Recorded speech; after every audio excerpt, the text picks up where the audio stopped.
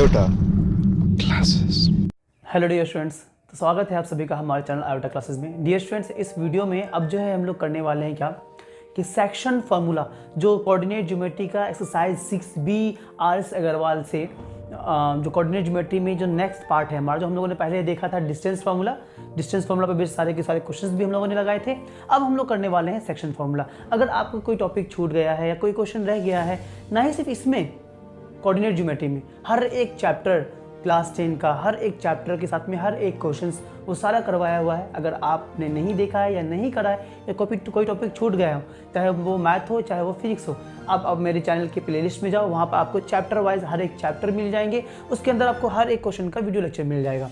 तो अब जो है डियर स्टूडेंट्स, हमें क्या करना है कि जो सेक्शन फार्मूला हमारा जो नेक्स्ट पार्ट है वो हम लोग करने वाले हैं। तो उसी को हम लोग पहले ड्राइव करने वाले हैं। तो देखो मैं ड्राइव करने जा रहा हूँ। तो फार्मूला आपको यही है सेक्शन फार्मूला में, यानी कि ये क्या है कि अगर कोई एक लाइन जो हम लोगों ने जो हमें अगर कोई 2 पॉइंट दिया होता था, याद करो, अगर हमें एक पॉइंट दिया हुआ है, suppose this is a point A and this is a point B. अगर ये एक पॉइंट ए दिया है मुझे और ये एक पॉइंट बी दिया है मुझे, तो ये यहाँ से लेकर के यहाँ तक का जो डिस्टेंस होता था, याद करो डियर स्टूडेंट्स। तो अगर ये मेरा ये जो पॉइंट का कोऑर्डिनेट है यानी कि x1 एंड y1 है, ठीक है, और इस पॉइंट का कोऑर्डिनेट x2 एंड y2 है।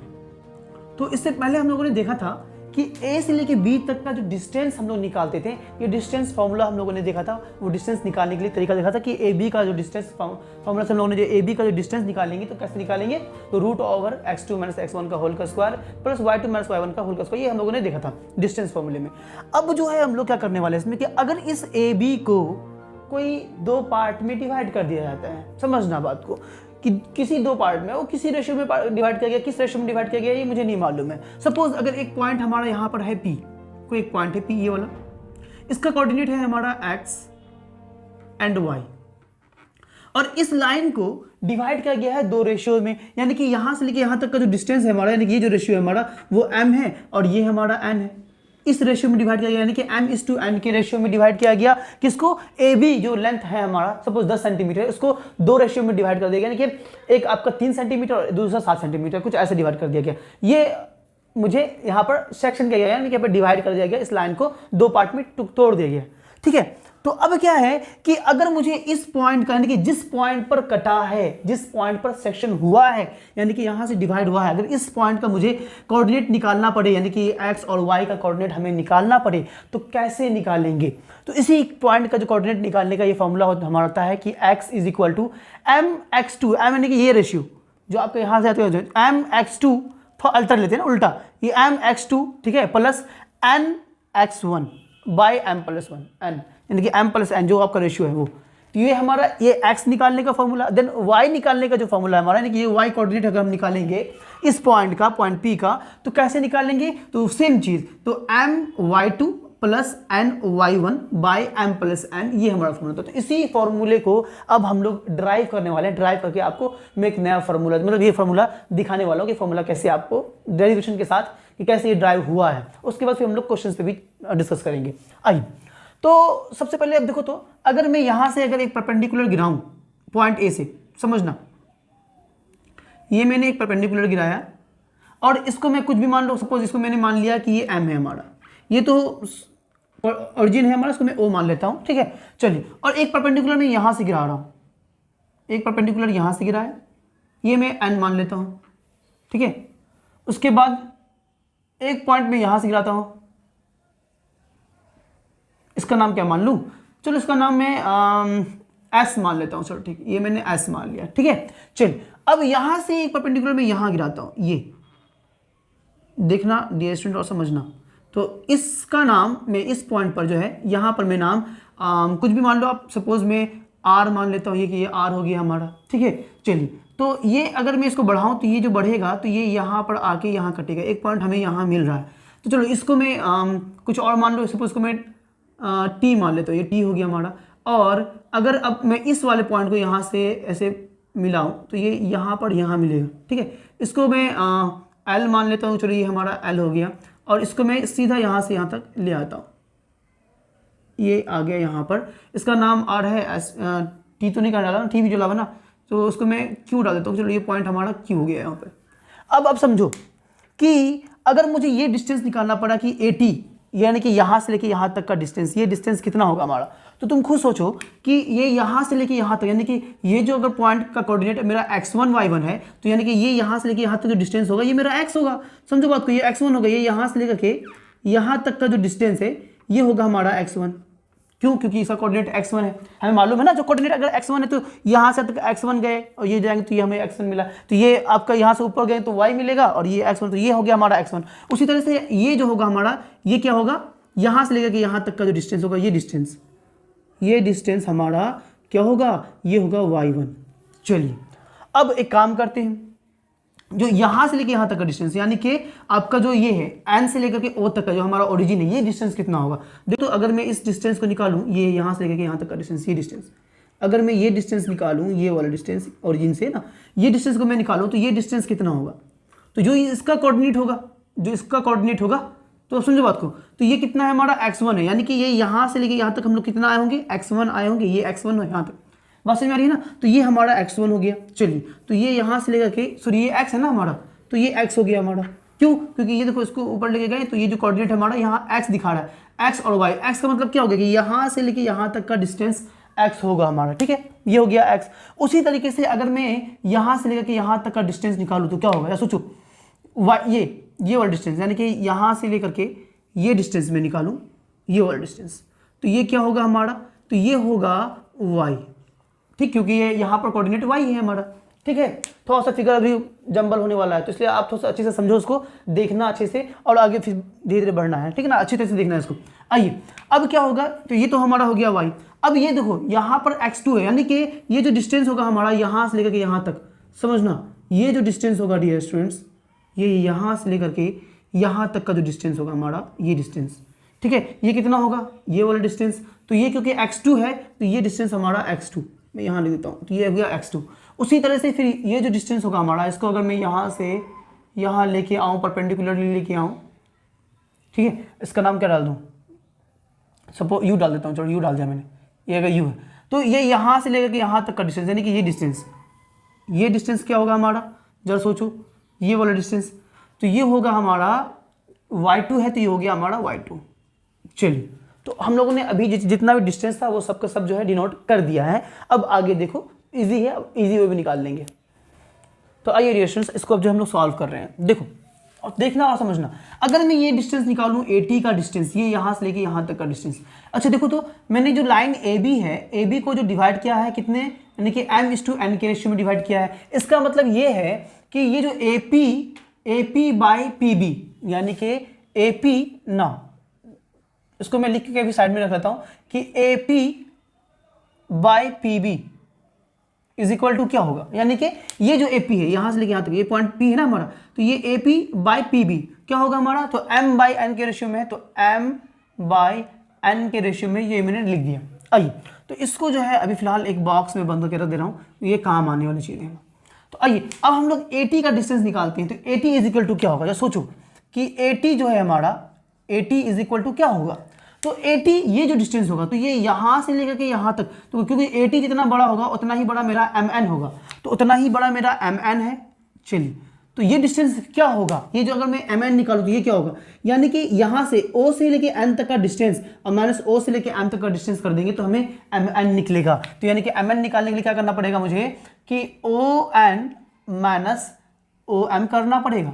चलिए तो on कितना दिया है, on हमें दिया है x, तो x माइनस om यानी कि x1, तो ये हमारा आ गया x माइनस x1। चलिए ये डिस्टेंस आ गया मेरा किसका, 80 का, 80 का डिस्टेंस हमारा x माइनस x1 आ गया। चलिए उसी तरह से हम लोग क्या कर रहे हैं, अब ये lm का, ये जो आपका PL है, PL का डिस्टेंस निकालता हूँ।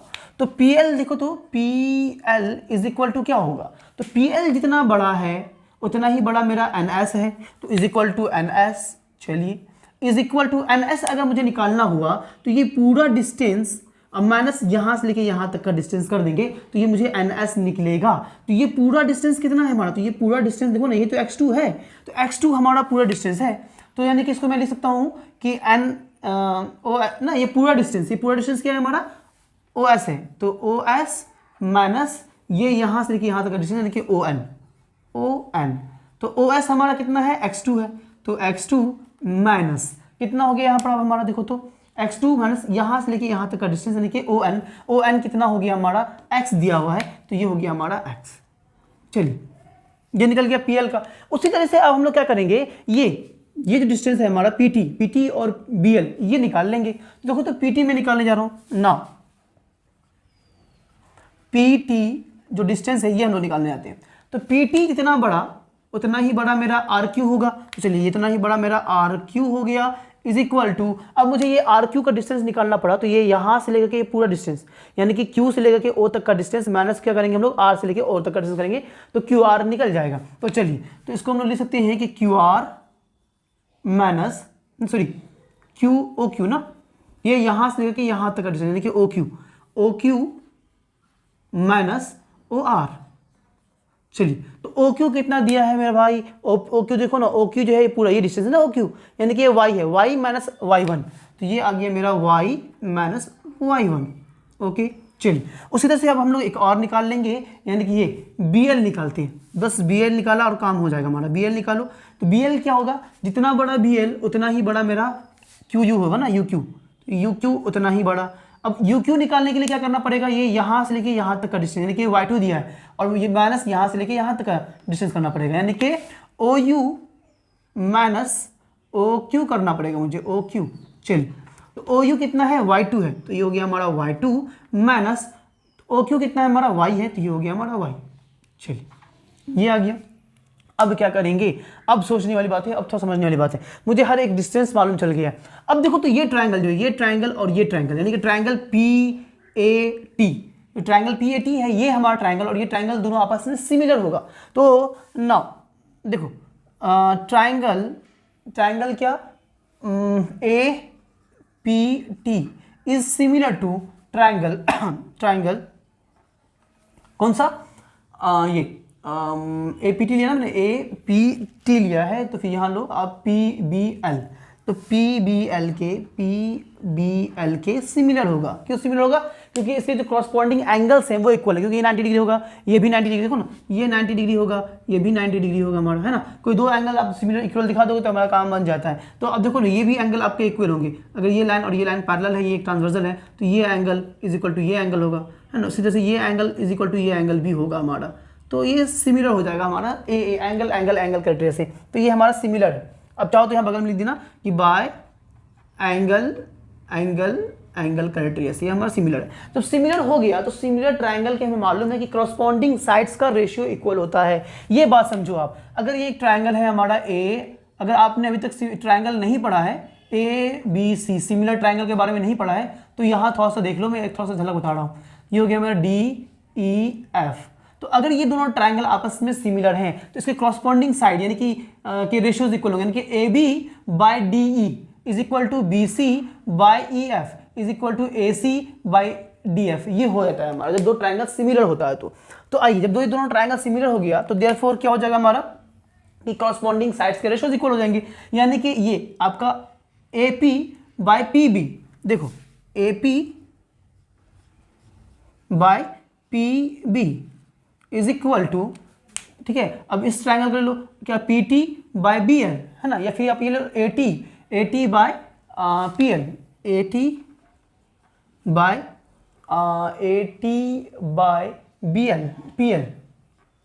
PL इज इक्वल टू क्या हो जाएगा हमारा ये, यानी कि PT बाय BL। तो PT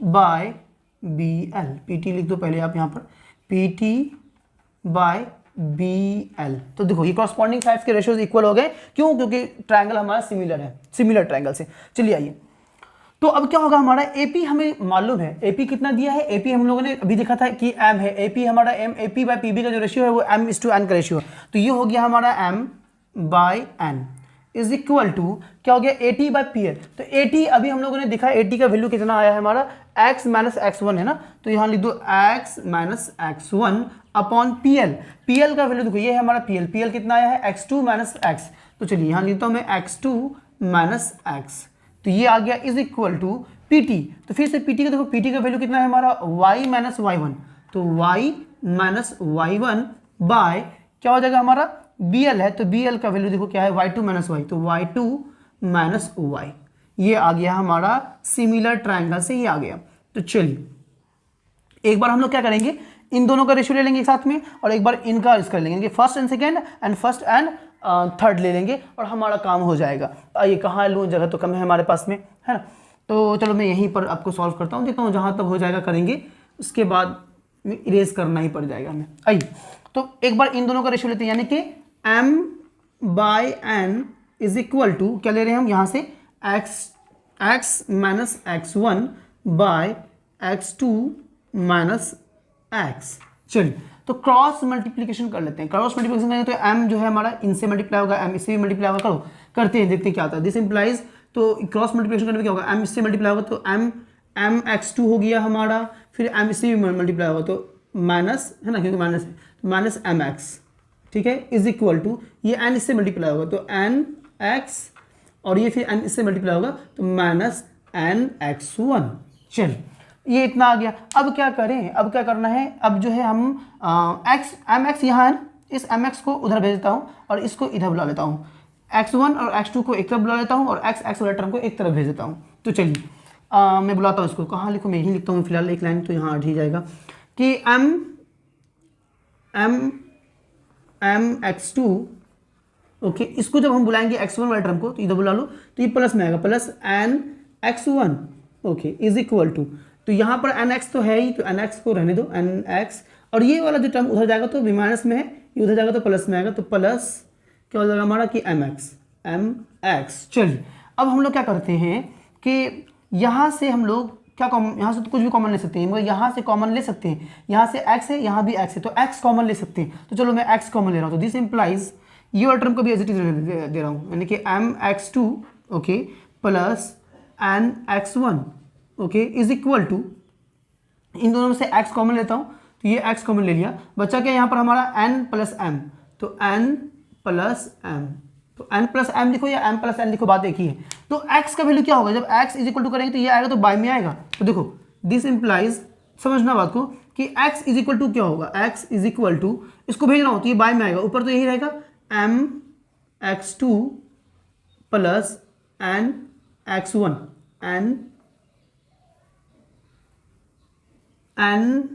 nx1 बाय क्या हो जाएगा हमारा, ये हो जाएगा, ये बाय में आ जाएगा, यानी कि m प्लस n, तो m प्लस n। तो देखो ये पहला फॉर्मूला हमारा ड्राइव हो गया x के लिए हमारा ड्राइव हो गया, कहाँ से, देखो यही तो था हमारा x का, तो ये हमारा ड्राइव हो गया पहला वाला, ये आ गया हमारा। अब हम लोग y को भी इसी तरह से ड्राइव कर लेंगे, सेम तरीका y के लिए है। तो देखो मैं थोड़ा सा क्या कर रहा हूँ, मैं यहाँ पर इरेज कर लेता हूँ ताकि जो है मैं इसको पुट कर सकूँ, यहाँ इरेज करूँगा तो फिर पुट करना मुश्किल हो जाएगा, मैं ग्राफ को इरेज कर देता हूँ, ठीक है।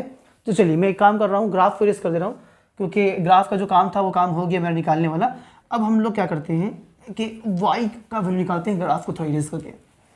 तो डियर स्टूडेंट्स अब जो है हम लोग x का तो वैल्यू निकाल लिया हम लोगों ने कि x जो इज इक्वल टू हमारा ये आ गया, ठीक है, तो जो फॉर्मूला में था वो आ गया हमारा। आइए अब हम लोग y निकालते हैं, तो y निकालने चलते हैं, y इज इक्वल टू क्या होगा, तो अब हम लोग y निकालने के लिए क्या करेंगे, पहला और तीसरे का रिलेशन लेंगे, यानी कि m/n इज इक्वल टू ये ले लेते हैं, तो यानी कि m/n इज इक्वल टू क्या है हमारा y माइनस y1 है ना, तो y माइनस y1 अपॉन क्या है हमारा y2 माइनस y, तो y2 माइनस y। चलिए यही है, लिख दिया। आइए अब आगे चलते हैं, बस सिर्फ क्रॉस मल्टीप्लिकेशन करेंगे और कुछ नहीं करेंगे। दिस इम्प्लाइज m इससे मल्टीप्लाई होगा तो my2 ओके, फिर m इससे मल्टीप्लाई होगा तो minus my okay is equal to, n को इससे मल्टीप्लाई करो तो ny माइनस n फिर इससे मल्टीप्लाई होगा तो माइनस क्या हो जाएगा ny1 ओके।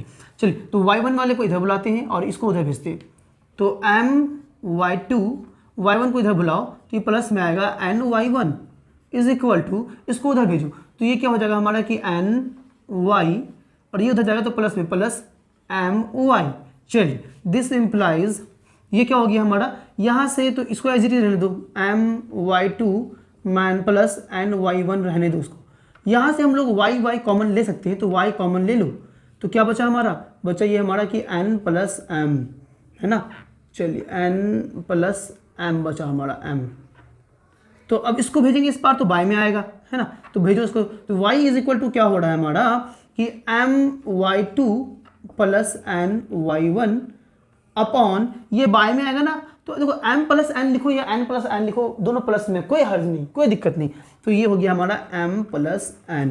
तो ये आपका फॉर्मूला यहाँ से हो गया हमारा ड्राइव y का भी। तो यही तो मुझे दिखाना था कि y इज इक्वल टू इतना आएगा और x इज इक्वल टू इतना आएगा। ये हम लोगों ने आपको ड्राइव करके दिखा दिया। ये कब करेंगे? जब एक लाइन को दो पार्ट में डिवाइड किया जाएगा। अब देखना थोड़ा सा इसी फॉर्मूले से यूज़ करके कुछ जो और चीज़ें हैं जो मैं आपको बताना चाह रहा हूँ वो देख लो। तो मैं किसको इरेज कर दूं? इसको अब इरेज कर रहा हूँ। आप जो है इसको चाहो तो इसको लिख लेना, ज़्यादा अच्छा रहेगा, लिख ही लेना, बना लेना उसको, ये ज़्यादा अच्छा रहेगा हमारे आपके लिए। ये आगे चलते हैं।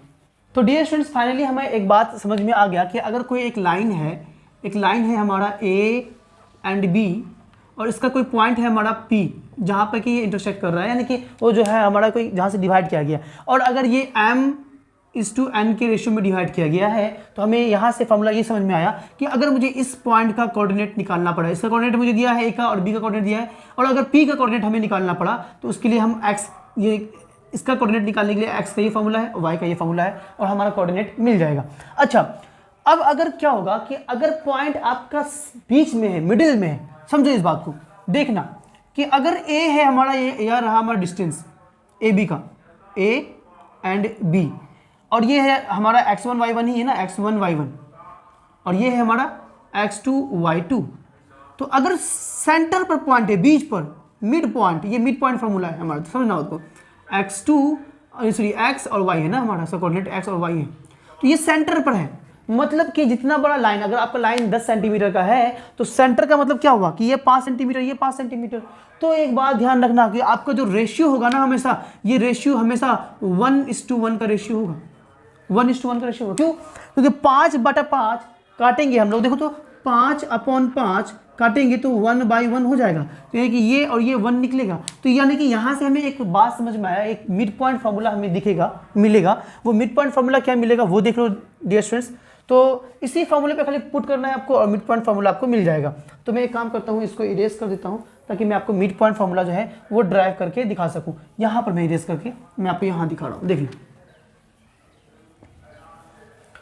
तो ये रहा हमारा मिड पॉइंट फार्मूला, ठीक है, मिड पॉइंट फार्मूला। तो मिड पॉइंट फार्मूला क्या हमारा बनेगा वो देख लो। तो कि यानी कि ये जो m है आपका, m और n जो है ना वो 1 है, 1:1 के रेशियो में। अभी मैंने दिखाया कि ये 1 और ये 1, तो m और n क्या है हमारा 1 है। तो x निकालने का जो फार्मूला था हमारा, देखो तो क्या था हमारा x निकालने का फार्मूला, वो यही था ना कि mx2 है ना plus nx1 by m plus n।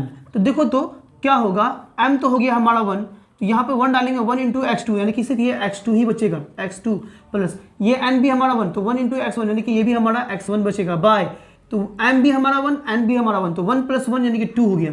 यानी कि x निकालने का फॉर्मूला हमें ये समझ में आया। अगर आपको क्वेश्चन बोल दे कि ये मिड पॉइंट है तो बस धड़ल्ले से आप डाल दो x2 + x1 या फिर x1 + x2। देखो तो x2 + x1 है, इसको हम लोग ऐसे लिख सकते हैं ना, पलट लिख सकते हैं कि x1 + x2। तो अब चाहो तो उसको ऐसे लिख दो x1 + x2, तो x1 + x2/2 ये हो जाएगा हमारा, ये हो गया मिड पॉइंट। अगर वो पॉइंट जो है वो मिड पर है, बीच में, तो और y निकालने के लिए फॉर्मूला क्या हो जाएगा, देखो y निकालने के लिए भी यही हो जाएगा हमारा कि y = क्या हो जाएगा कि y1 + y2/2।